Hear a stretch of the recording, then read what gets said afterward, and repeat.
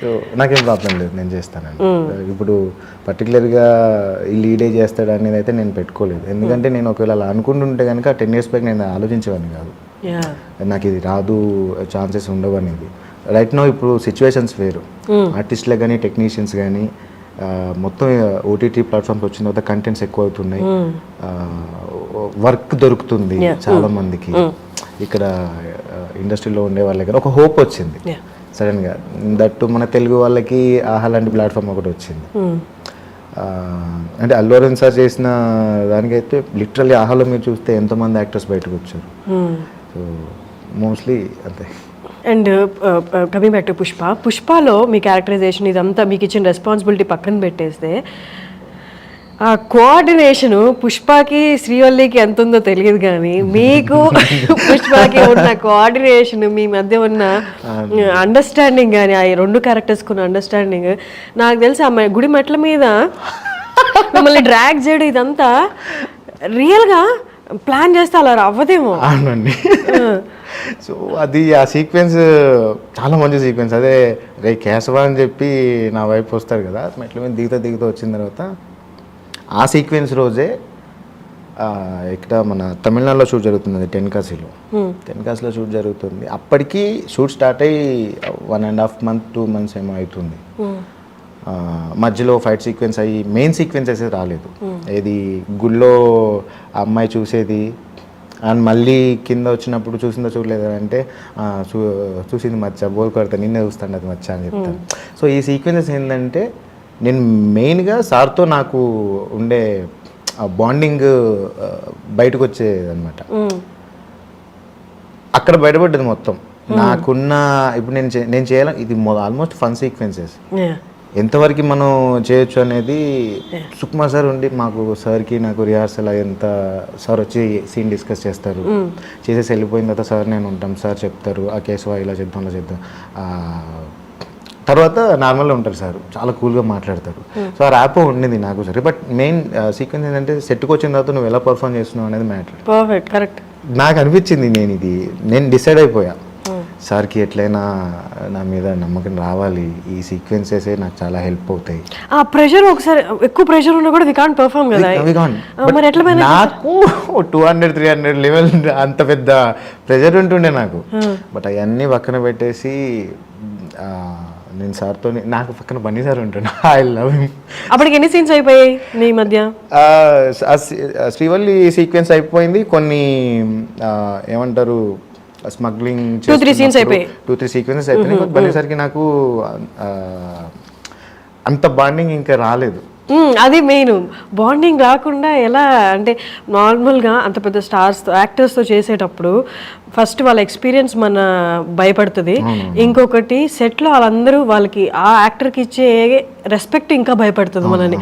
వామ్మో second take తీసుకున్నామా అయిపోయి వీళ్ళందరూ ఏదో విలన్ని చూసినట్టు చూస్తారు మనల్ని. సో అంటే అక్కడ ఆ ర్యాప్ ఎలా సెట్ అయింది, ఆ చదువు ఎలా తీసుకోగలిగారు? అండి అది మారేడుమిల్లిలోనే సెట్ అయిపోయింది. సినిమాలో ఫస్ట్ సీక్వెన్స్ ఉంటుంది కదా, సార్ బన్నీ సార్ దగ్గరికి వెళ్ళి నేను ఇంకా ఫైనల్గా మాట్లాడాలి అని చెప్పి సారు గొడ్డలికి అడుగుతూ ఉంటారు, నేను వెళ్ళి మోంగడుకొని మచ్చా నీ తోడు ఉంటాం మచ్చా చెప్తాను కదా, నాకడే ఉందా ముక్కుబిడి తప్ప ఇలా అంటారు. ఆ సీక్వెన్స్ మీరు అన్నట్టు సెకండ్ టేక్ 2 టేక్ అన్నట్టు అని అంటారు కదా. సో అది లిటరల్లీ 10 takes అయింది. రియాక్షన్ ఎట్లుంటుంది అప్పుడు సెట్లో? నా బర్త్డే ఎవరేమని ఉండరు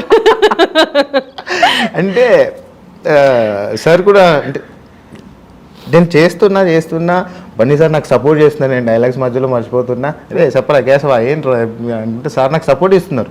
ఇన్ కేసు నువ్వు డైలాగ్ మర్చిపోతే కో యాక్టర్ మనకి సపోర్ట్ చేస్తారు కదా, సార్ టూ మచ్గా సపోర్ట్ చేస్తున్నారు, అన్ని టేక్స్ అయినా కూడా చేశారు. But finally 11th take something అనుకుంటా, ఇంకా నా వల్ల కావట్లేదు, చుట్టూ టైం అంతా పోతుంది, భయం అవుతుంది. మనసులో అనుకున్నా ఇంకా జగదీష్ ప్లీజ్ 80% టేక్ ఓకే. ఎందుకంటే సార్ అన్నారు ఫైనల్ డే ఓకే అయిన తర్వాత సుకుమార్ సార్ అన్నారు అనమాట, అరే నీ దగ్గర మ్యాటర్ ఉందిరా, చాలామంది ఆర్టిస్టులకి 2-3 takes అయినా 4-5 takes అయినా కూడా మనసులో ఒకటైతుంది, మొత్తం తగ్గిపోతుంది, చేయగలమా లేదా అనేది మొత్తం పోతుంది ఆల్మోస్ట్. ఎంతో కొంత ఉన్నా కూడా సరిగ్గా పర్ఫామ్ కూడా చేయలేరు. మరి నువ్వు 11th టేక్ వచ్చిన దాకా కూడా నువ్వు ట్రై చేసి బాగా చేసావు, ఓకేరా అన్న. సో అక్కడ ఇంకా సెట్ అయిపోయింది. ఇంకా ఆ రోజు డిసైడ్ అయిపోయినా నెక్స్ట్ ఇంకా ఇలాంటిది రిపీట్ అవ్వకూడదు అనుకుని. సో అక్కడ అప్పటి నుంచి బన్నీ సార్ ఎప్పుడు కూడా స్టార్టింగ్ నుంచే శ్రీవల్లి సాంగ్ అప్పుడే నేను ఇచ్చే ఎక్స్ప్రెషన్స్ అవన్నీ చూసి బన్నీ సార్ దగ్గరికి వచ్చి రే బాగా చేసినావు కేశవ, బాగా చేసినావు, బాగుంది అనుకుంటూ అంటుండే. ఏది మధ్యలో ఓమ్ని వ్యాన్ మేము కడుగుతా ఉన్నప్పుడు వాటర్లో బన్నీ సార్ ఉంటారు, ఇట్లా చూసి చూసింది అంటే చూడలే అంటాను నేను, అన్నాక బకెట్తో కొట్టేస్తారు కదా. సో ఇలాంటి మౌంటేజెస్ అన్ని మాకు సార్కి నాకు అది కొంచెం సెట్ అయింది.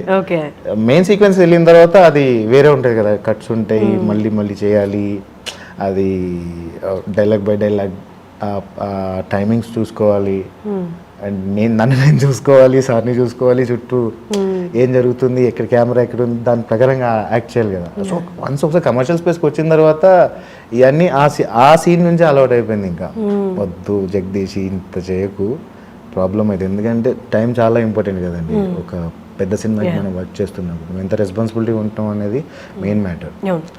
అంటే ఎన్ని టేక్స్ చేసినా ఫైనల్లీ వస్తుంది.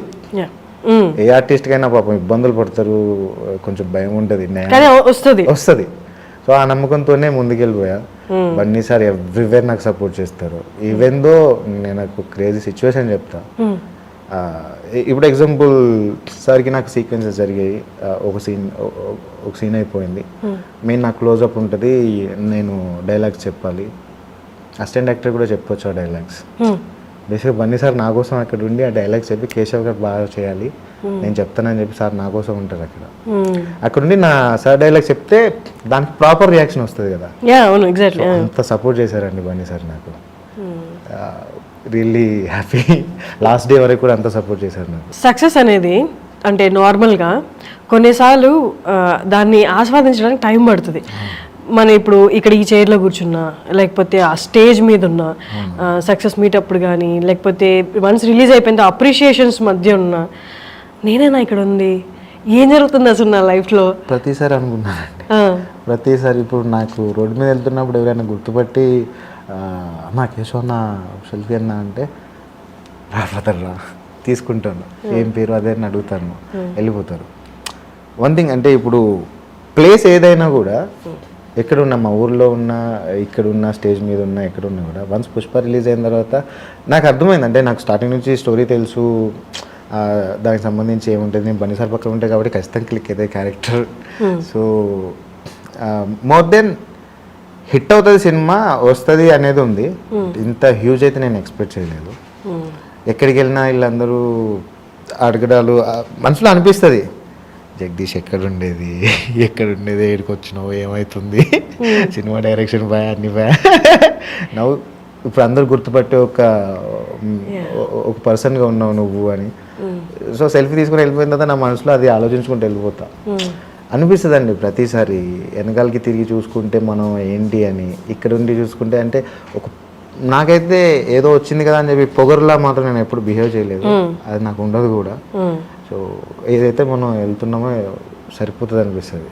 సో అటే మనకు వచ్చింది వస్తుంది, పోయేది పోతుంది, అంతే. పుష్ప తర్వాత ఎవరు మిమ్మల్ని అంటే వన్ సక్సెస్ వచ్చిన తర్వాత చాలా మంది టెస్ట్ చేస్తుంటాడు